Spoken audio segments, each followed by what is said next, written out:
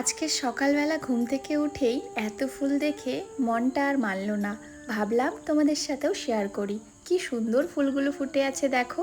আর সকালের ঠান্ডা ঠান্ডা পরিবেশটাও বেশ ভালো লাগছে। সকালে এই গাছগুলো দেখাতে দেখাতেই ভাবলাম তোমাদের এই গাছটাও দেখাই। এটা মেলা থেকে নিয়ে এসছে। আর এই টবগুলো কিন্তু মিশো থেকে নেওয়া হয়েছে। বেশ ভালোই এসেছে ফুলের টবগুলো। এদিকে আমি চা বসিয়েছি, বর দোকানে যাবে। সকালের ওয়েদারটা ভালো থাকলেও একটু পরেই রোদ উঠে গেছিল। বর বলছে আমাকে একটু চা করে দাও, এই গরমে আর ভালো লাগছে না, কিচ্ছু খেতে ইচ্ছে করছে না। তাই ওকে চা করে দিলাম আর আমিও চা খেয়ে নিলাম। আজ সকালে আমি যে ট্যাঙ্কির ভিডিওটা দিয়েছিলাম তোমরা প্রচুর ভালোবাসা দিয়েছো, তোমরা অনেক ভালোবাসা দিয়েছো। আবার এটাও জানতে চেয়েছো কত খরচা পড়েছে টোটাল। যাকগে, পরের ভিডিওতে না হয় তোমাদের জানাবো। আগের দিনের ব্লগে দেখেছিলে ছোট্ট একটা বিড়াল ছানা নিয়ে এসেছিলাম রাত্রেবেলা, আর ওটাকেই সকালবেলা দেখতে চলে এসছে পাশের বাড়ির বাচ্চারা। এই যে দেখো, ও ঘুমোচ্ছে। আবার ওরা যখনই আসলো খেলা শুরু করে দিয়েছে। বাড়ির সামনে দিয়ে হকার যাচ্ছিল, তার কাছ থেকে এই পাঁপড়গুলো নিলাম, এই ঝুড়িটাও নিলাম, তার সাথে কিছু কৌটো আর একটা মগ নিলাম। ওখানে 3 রকমের পাঁপড়ও পেলাম, তাই নিয়ে নিলাম।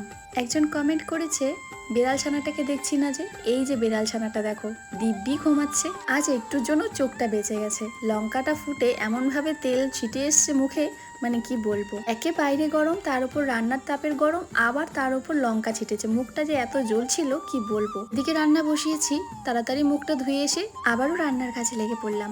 আর এদিকে বর আসার সময়ও হয়ে গেছে। রান্নাটা না হলেও আবার খাবে কি। এদিকে দেখো, বর কিন্তু এসেই এই বিড়াল ছানাটাকে নিয়ে বসে আছে। এর একটা নামও রেখেছি। কি নাম বলো তো? ফ্রুটি, যাতে ডাকলে শোনে, আর এক ডাকেই শুনছেও।